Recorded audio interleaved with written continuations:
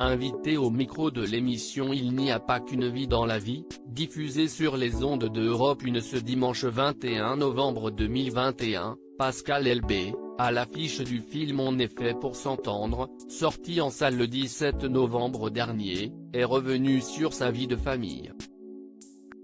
Après s'être séparé de Béatrice Elbé en 2014, le réalisateur de 54 ans a partagé quelques confidences au sujet de son fils Léo.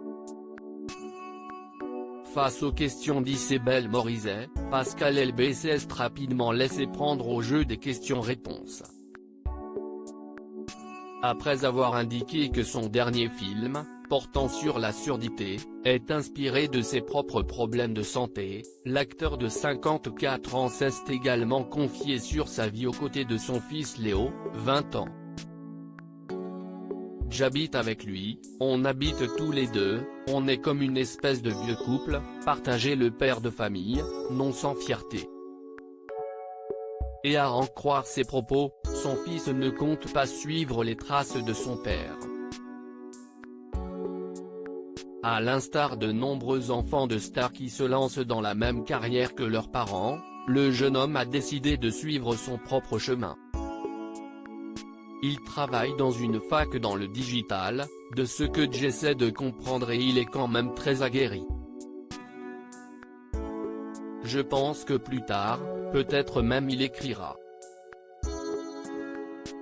Il a quelque chose. En tout cas, il a des facilités, a ensuite indiqué le comédien, fier.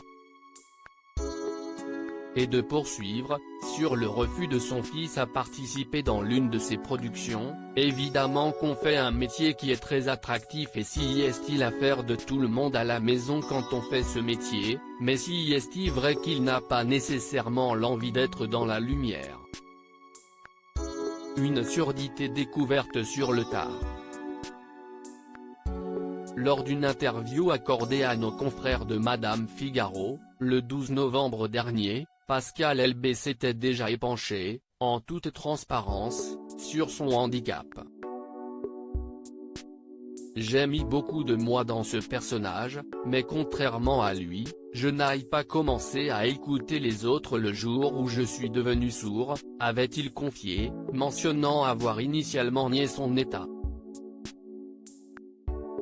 Et de poursuivre, j'avais l'impression que les autres articulaient mal ou ne parlaient pas assez fort, je lisais sur les lèvres, jusqu'au jour où ma surdité m'est apparue comme une vérité.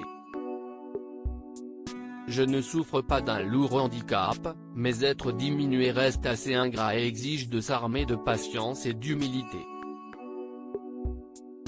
Il faut oser dire si l'on n'entend pas, et si est parfois un peu gênant.